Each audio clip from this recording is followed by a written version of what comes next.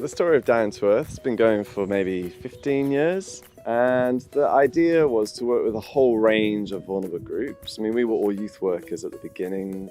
So we initially worked with vulnerable young people. So young offenders, young people excluded, at risk of exclusion, looked after young people. And everything you see on this site has been built by the groups that have been coming here for 13 years. And the basic idea is, if you involve young people and adults, as we work with now, in the creation of spaces and buildings like this, using natural materials, sustainable land management, how is that good for people's health? How is it good for their education outcomes? And how does it holistically create a more sustainable world? So we now have two fully established sites, both feel quite different. On an average week during term time, we'd work with about 12 groups.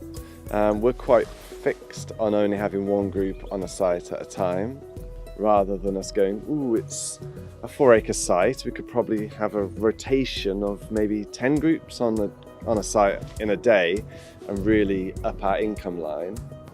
We've always been very focused on not doing that. So we have a very person-centered approach. We very strongly believe in diversity of activity, diversity of income stream. We used to work just with vulnerable young people, and then we started to get approached to work with vulnerable adult groups. And then it went almost 100% to vulnerable adult groups because the work with young people just ran out of funding and it lost political emphasis. Now, if we'd only worked with young people, we'd have probably gone bust. But because we had diversity in our client base, that enabled us to have some resilience.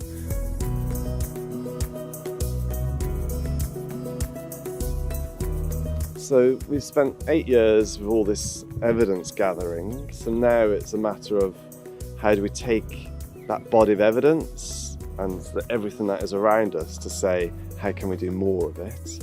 And one of the key ways we're looking to do that is through social and affordable housing. So the groups build the houses, we use natural, sustainable materials. Groups benefit in the way they benefit from doing anything from a bench to a building, but at the end of it, we'll have housing that is actually fit for the future.